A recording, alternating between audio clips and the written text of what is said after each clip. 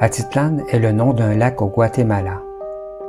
Le choix de ce lac pour exprimer l'aspect fortement spirituel du tableau n'est pas fortuit. À 350 mètres, le lac Atitlan est le plus profond d'Amérique centrale. C'est un lac très particulier.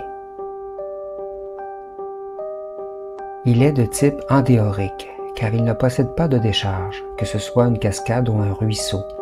De fait, il se nourrit exclusivement de pluie et de ruissellement. L'évacuation des eaux se fait par évaporation ou infiltration. Sa vie n'est donc que verticale. La verticalité indique la divinité. Cela peut expliquer que ce lac, situé en plein territoire maya, soit devenu sacré pour la population locale. Les habitants du lac l'appellent affectueusement Grand-mère Atitlan.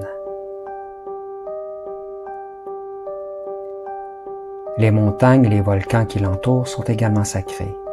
Pour certains mystiques adeptes du zen, le lac Atitlan serait un des nombrils du monde. Notons que nombre de communautés du Guatemala pratiquent un syncrétisme religieux où se mélangent christianisme et divinité maya.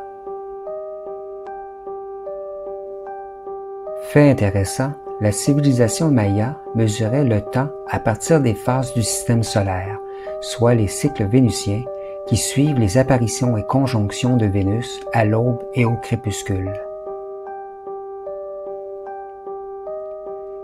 Les femmes habitant autour du lac se distinguent par leurs grandes jupes bouffantes et leurs chemisiers colorés,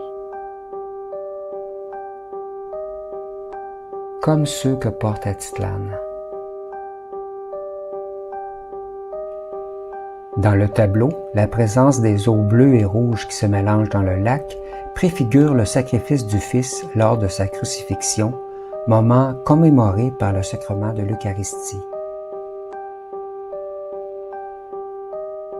Rappelons qu'un soldat transperce le côté du Christ à l'aide d'une lance et que de la blessure coule de l'eau et du sang.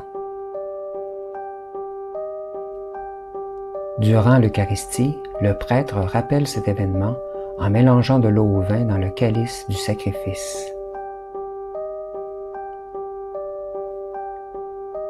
Ce calice rempli de vin qu'on retrouve dans le reflet des 3 volcans dans l'eau. Le lac Atitlan, lac sacré, préfigure dans le tableau l'autel de ce rituel. Le panier de la montgolfière, transportant symboliquement la manne ou le pain, complète l'action de ce sacrement central pour les chrétiens. Pour les croyants, le pain et le vin deviennent le corps et le sang du Christ. Les premiers chrétiens firent de l'Eucharistie l'élément fondamental de leur vie communautaire. C'est lors de la Cène, ou dernier repas, que le Christ instituera l'Eucharistie. Parlant du pain et du vin, il dira « Ceci est mon corps donné pour vous. Faites ceci en mémoire de moi. Cette coupe est la nouvelle alliance en mon sang versé pour vous. » Remarquez dans ce célèbre tableau de Léonard de Vinci qu'on aperçoit en arrière-scène, par l'ouverture des 3 fenêtres, un horizon constitué d'une chaîne de montagnes. Tout comme dans Atitlan.